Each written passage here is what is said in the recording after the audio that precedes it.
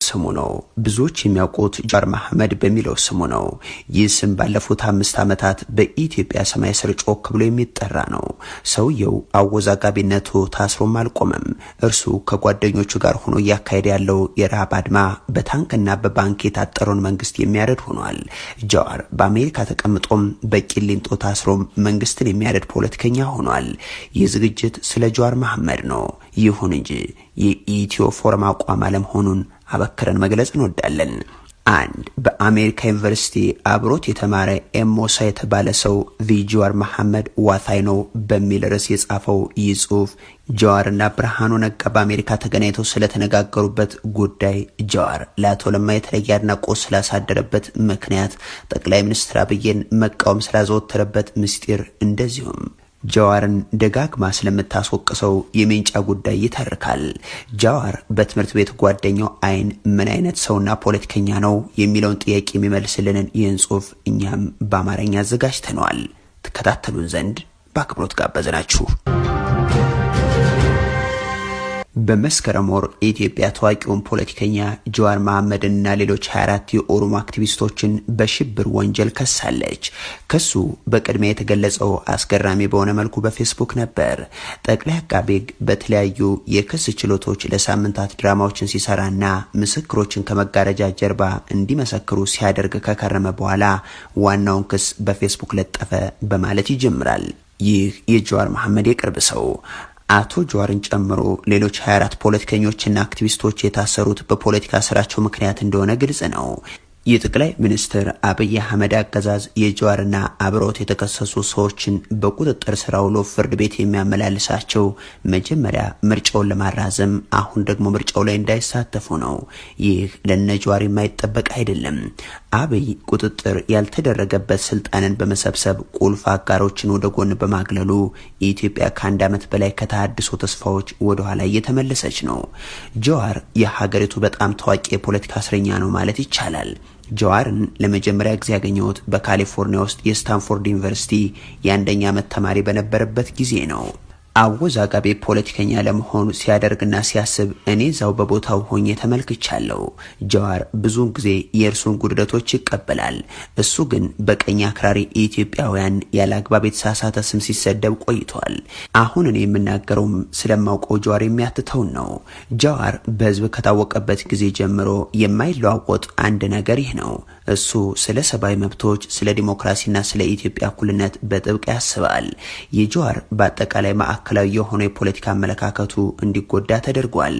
ለምሳሌ ከጠበኛና ጽንፈኛ ርቆ የሚገኝ ሰው ነው። ሽብር ተብሎ ሊወሰዱ በሚችሉ ድርጊቶች ሲያስተዋውቅ ወይም ሲካፈል አይገኝም። ጃዋር አመፀኛ ስላልሆነ ትግል ሲያስብና ሲሰብክ አመታትን አሳለፈ። በእርግጥ ከአምባገነን ወደ ዲሞክራሲ በሚለው ጉዳይ ላይ ትኩረት ሰጥቷል። ጃዋር የቅድመ ምረቃ ትምህርቱን ካጠናቀቀ በኋላ ወደ ዋሽንግተን ዲሲ በማቅናት the International Center on the Non-Violent Conflict ውስጥ ተቀጥሯል። በዚያን ጊዜ የኦሮሞ ወጣቶችን በማደራጀትና ከነሱ ጋር አብሮ መስራት ጀመረ።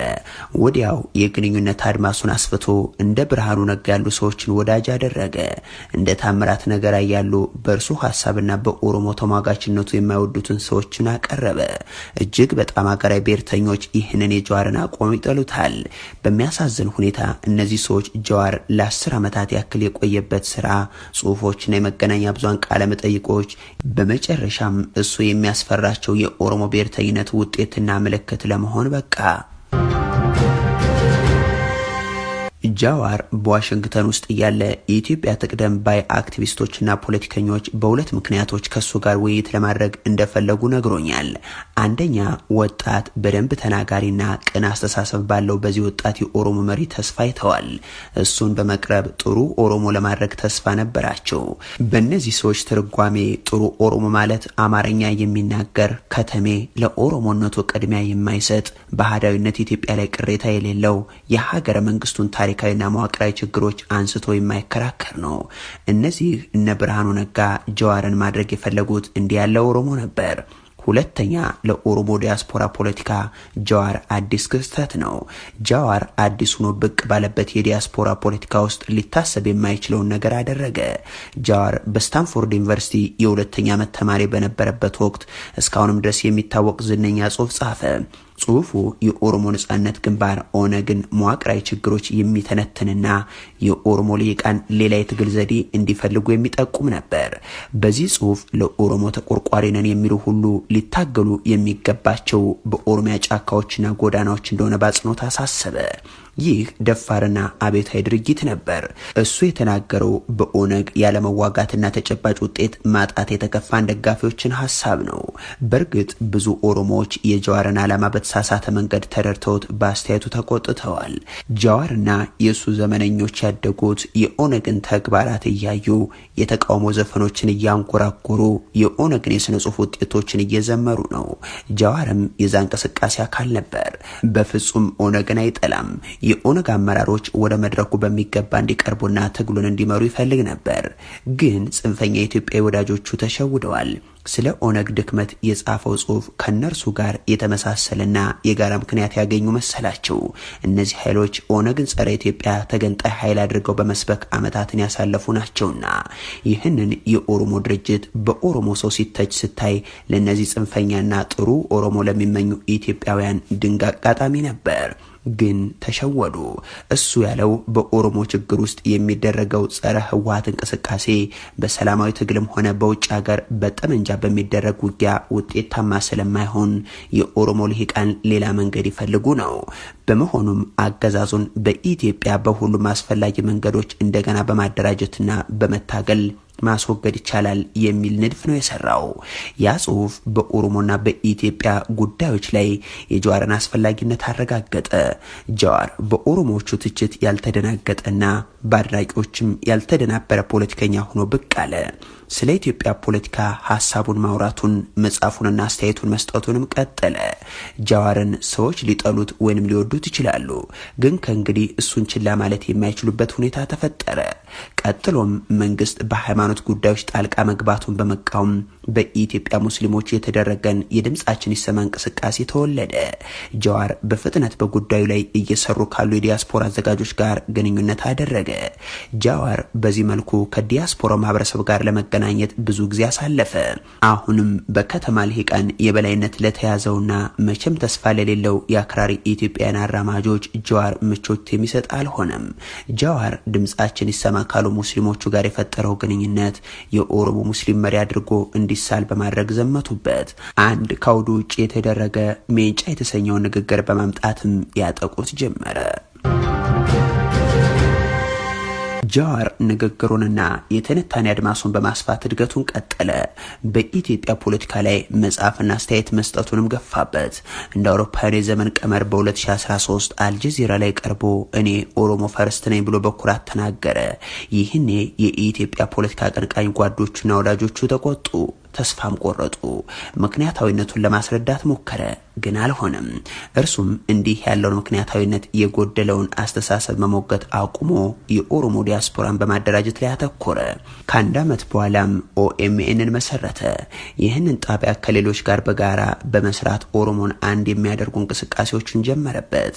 በመጨረሻም አብይ አህመድን ወደ ስልጣን ያመጣውን ተቃውሞ በመምራት የአሁኑን ጠቅላይ ሚኒስትር ለሹመት አበቃው።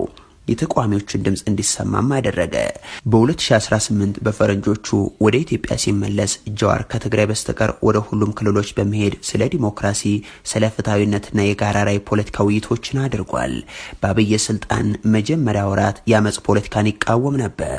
ይልቁንስ የተሃድሶ አራማጅ የተባለውን መንግስትና የሽግግር መሪዎቹን ይደግፋል።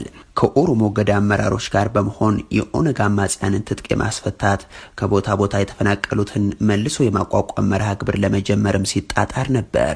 ያ ድርጊት ጀዋር ለጸብ አልባነት ያለውን ጥልቅ ቁርኝነትና የኦሮሞን ጥያቄ በፖለቲካዊ ውድድር በኩል ሊፈታ ይችላል የሚለውን ጽኑ እምነቱን አጉልቶለታል። አብይ ስልጣናቸውን ሲያጠናክሩ ጀዋርና ሌሎች ሰዎች የጠቅላይ ሚኒስትሩ ቃል ኪዳኖች እንደተሸረሸሩና አደገኛ የሆነ አዝማሚያዎች እንደመጡ መረዳት ጀመሩ። ከአንድ ዓመት በፊት ጀዋር በፖለቲካ ውስጥ ቀጥተኛ ተሳትፎ ለማድረግ ፓርቲ ውስጥ ገባ። ይህ የጀዋር ውሳኔ የጠቅላይ ሚኒስትር አብይን የኦሮሚያን ድጋፍ ያለ ጥርጥር የሚያንኮታኩትም ነበር። የጀዋር መታሰር የአብይን ፈላጭ ቆራጭነትና የሊበራል የኢትዮጵያ ሊቃን እውነተኛ ማንነትን አጋልጧል። የኢትዮጵያዊ ነኝ የሚለው ሊቅ በጀዋር መታሰር ጮቤ ረግጧል። ደስታውን እንኳን መደበቅ አልቻለም። በቅርቡ አዲስ አበባ በመንግስት በተደገፈ ትዕይንት ህዝብ ላይ ሰልፈኞቹ እንዲሰቀል ጥሪ ያቀርበዋል። ህይወት በምጸት የተሞላች ናት። ከጥቂት ዓመታት በፊት እነዚህ ራሳቸውን አክቲቪስት ነን የሚሉ ሰዎች ሲታሰሩ እንዲፈቱ ጀዋር ሽንጡን ገትሮ ሲከራከር ነበር። እነዚህ ግለሰቦች የጀዋርን እስር ሲደግፉና የፍርድ ሂደቱን ፍትሐዊነት ለማብራራት ሲታትሩ ታይተዋል። በኢትዮጵያ ውስጥ ፖለቲካ እንደዚህ ነው። የነዚህ ውህድ የኦሮሞና ሌሎች ምሁር አካላት ባህሪ ብዙ አስፈላጊ ጥያቄዎችን ያስነሳል። እነዚህ ተሟጋቾችና ቁንጮች በእውነት በዲሞክራሲና በዜጎች ነጻነት ጥበቃ ያምናሉ ወይንስ ብቸኛ ፍላጎታቸውን ለማርካት የሚሆን ልሂቅ ከፍ ማድረግ ይፈልጋሉ የሚለው ነው። በኢትዮጵያ ውስጥ ሊበራል ማን ነው? የፖለቲካው መካከለኛስ አለን? ጀዋር እንደ ታዛቢና አስተዋይ የፖለቲካ ተንታኝ ራሱን ለየ። ጀዋር የአሁኑን የኢትዮጵያን የፖለቲካ አስመልክቶ የሰጠው ትንታኔ ትንቢታዊ ነበር። ከሁለት ዓመት በፊት የኦህዴድ ሊቀመንበር የነበሩት ለማ መገርሳ በኦሮሞ ፖለቲካ ውስጥ ብዙም ከሳቸው አንጻር ለማይታወቁት አብይ አህመድ ስልጣናቸውን ሲለቁ ጀዋር ስህተት መሆኑን አስጠንቅቆ ነበር። ያለማቋረጥ በዚህ ጉዳይ ላይ ዘመቻ አድርጓል። በተለይም ግልጽ ያልሆነ የፖለቲካ አቋም ላለውና የረባ ልምድ እንኳን ላላገኘ ሰው ስልጣኑን ማስጠት በማንሳት አቶ ለማ የፖለቲካ ስራቸው የመጨረሻ ሚስማር ራሳቸው ላይ እንደመቱ ተናግረዋል። በመጨረሻም በብዙዎች እንደ ጀግና የተወሰደውና በአብዛኞቹ ብሔረሰቦች እንደ ቅቡል የታየውን ለማ ከስልጣናቸው ተባረው ለቤት ውስጥ እስር ተዳረጉ። የአብይ የብልጽግና ፓርቲ ገና 2 ዓመት አልሞላውም። አቶ ለማ በተጨማሪ ብዙ ቁልፍ አጋሮቹን በዝግታ ግን በዘዴ አስወግዷል። ጥቂቶቹን ለመጥቀስ ወርቅነህ ገበየሁ፣ ጠይባ ሐሰን፣ ብርሃኑ ጸጋዬ፣ ሱሌማን ደደፎና ሚልኬሳ ሚደጋ በአብይ አገዛዝ ደረጃ በደረጃ እንዲወጡ የተደረጉና በፍጥነት የወደቁ ናቸው። ባጭሩ አሁን በጠቅላይ ሚኒስትሩ ዙሪያ ያሉት ኦሮሞዎች የእርሱ ታዛዦች ንግስናውን የሚቀበሉና ለንግስናውም ስጋት የማይሆኑ ናቸው። ለማጠቃለል ያክል እኔም አውቀው ጀዋር በኢትዮጵያ ሰላማዊና ዲሞክራሲያዊ ሽግግር ይካሄዳል በሚለው የጠቅላይ ሚኒስትሩ የተስፋ ቃል በጥልቀት አምኖ ነበር። እንደ ማንኛውም ሰው እርሱም ተታሏል፣ ተክዷል። መጨረሻ ላይ እርሱም ከዚህ በፊት እንደነበሩት በርካታ የኦሮሞ ተወላጆች በሽብር ወንጀል ተከሷል። በአንድ መንገድ እርሱ የታወቀ ጠላት ገጥሞታል። ጀዋር ብዙ ጊዜ እንደሚለው ረዘም ያለ የእስር ቅጣት ሊፈርዱበት አልፎ ተርፎም ሊገድሉት ይችላሉ በማለት ነው። ይህ የጀዋር መሐመድ የቅርብ ሰው ሀተታውን የሚቋጨው። የተወደዳችሁ የኢትዮ ፎረም ቤተሰቦች ቀደም ሲል ያስደመጥናችሁ ከአቶ ጀዋር መሐመድ ጋር አብሮ በአሜሪካ የተማረው ኤምሞሳ የተባለው ሰው ያሰፈረውን ሀተታ እንጂ የኢትዮ ፎረም አቋም አለመሆኑን በድጋሚ ማስታወስ እንወዳለን።